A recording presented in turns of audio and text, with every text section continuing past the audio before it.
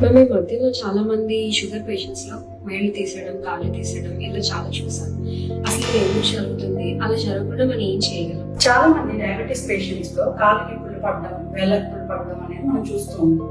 అది ఎందుకు వస్తుంది అనేది ముందు చూసుకోవాలి. దానికి ప్రధానంగా 3 కారణాలు ఉన్నాయి. ఒకటి డయాబెటిక్ న్యూరోపతి. దీర్ఘకాలికంగా షుగర్ ఉండటం వల్ల కాళ్ళలో స్పర్శకు సంబంధించిన నరాలు దెబ్బతింటాయి.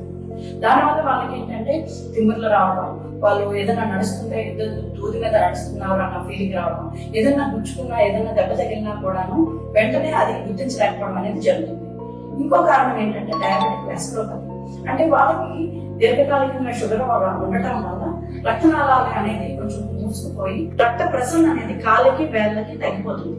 దానివల్ల ఏంటంటే వాళ్ళు ఏదైనా దెబ్బ వెంటనే మానకపోవడం, అది ఇంకా వేళ్ళు నల్లబడటం లాంటివి జరుగుతూ ఉంటాయి. మూడవది ఇన్ఫెక్షన్స్ దేనికి వస్తుందంటే దీర్ఘకాలికంగా షుగర్ ఉండటం వల్ల కాలు కండరాల మార్పులు రావడం వల్ల కొన్ని ఏరియాస్ లో ప్రెషర్ ఎక్కువ పడిపోవడం, అది అలా రగులవడం, కొన్నిసార్లు ఏదన్నా చిన్న తగిలినా కూడా స్పర్శ లోపం వల్ల మనం అది ఐడెంటిఫై చేయకపోవడం వల్ల ఏంటంటే అది ఆ చిన్నగా మొదలైన దెబ్బ అనేది షుగర్ కూడా కంట్రోల్ లో లేకపోతే అది ఇంకా స్ప్రెడ్ అయ్యి అల్సర్ లాగా ఫామ్ అవుతుంది అన్నమాట.